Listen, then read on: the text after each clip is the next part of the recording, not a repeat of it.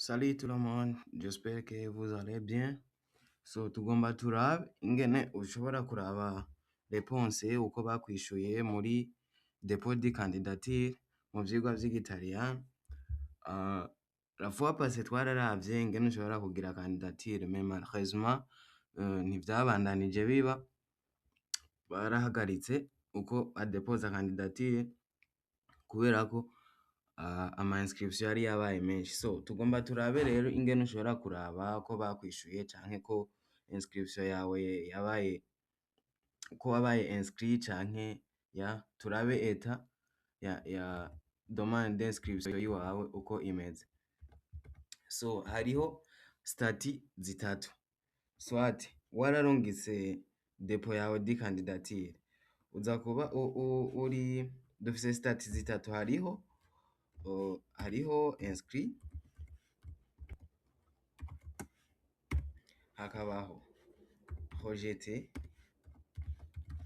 hakabaho na valide.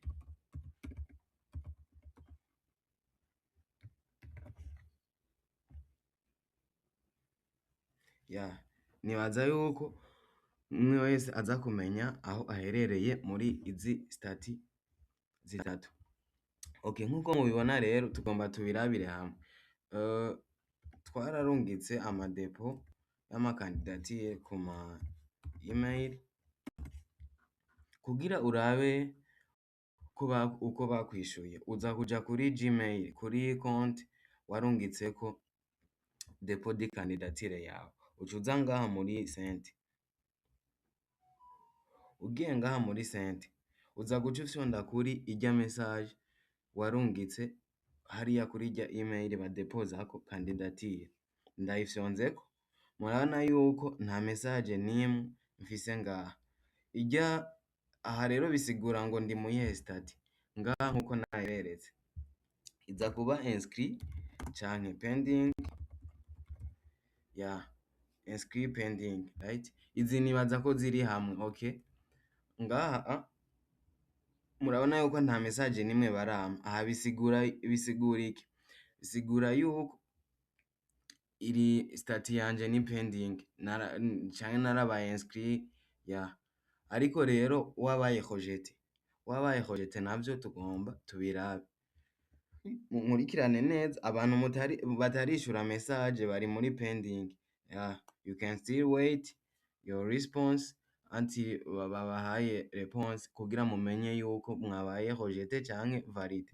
Okay? Ngaha tuje kuri iyi stati ya kabiri. Stati ya kabiri rero kugira umenye ko vyabaye rejeté, uraza ngaha nyene muri sent. Muri sent, voilà, hariho ikimessage kimeze nkuko. Barakubwira ati recipient inbox full. Aha bisigura yuko wabirungitse iyi mail yamaze kuba saturé, yamaze kuzura ama dépôt de candidature. Bisigura yuko dépôt yawe ntiyabaye inscrit canke ntibayifise, ntibashobora kukwishura kubera ko ntivyashitse. Wayirungitse vyamaze kuzura, okay? Abantu mufise iyi message, don't wait for something, mwarabaye not selected. Hama rero tuje kuri iyi stati ya gatatu. Stati ya gatatu sinibaza yuko hariho abo bamaze kwishura, ariko you can still wait. Message batakwishuye imeze nkuko canke batakubwiye yuko vyabaye full, baca bakurungikira bakubwire yuko wabaye you have been selected and bakubwire les procédures zikurikira. So abantu rero bibaza yuko bakirindiriye inyishu kandi barabahaye ce genre de message, ntimwizere na kimwe, mwarabaye rejeté. Merci.